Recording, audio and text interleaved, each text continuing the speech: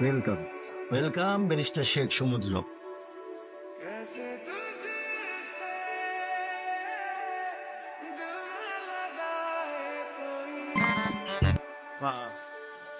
আমার দেখো শুকিয়ে তো তুই কাঠ হয়ে গেছিস।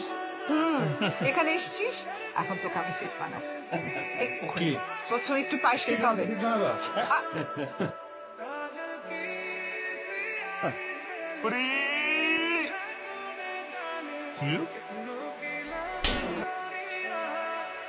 কি হইলো?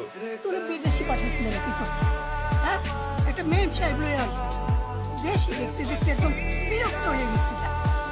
একটা মেয়ে সাহেব লয়ে আসবি, আমি সোসাইটিতে ঘুমিয়ে বেড়াবো, আর সবাই জেলাস ফিল করবে।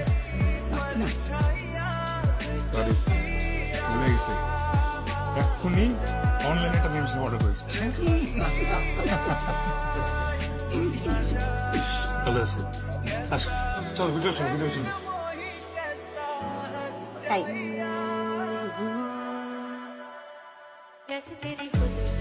এত আস্তে আস্তে খাচ্ছ কেন? বাসার সবাই কি খাইতে আসতেছে নাকি? তাড়াতাড়ি খাবার কি করবো?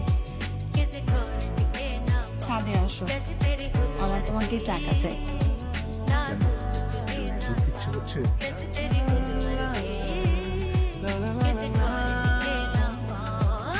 জি না, আমার আপনাকে প্লিজ করতে চাই।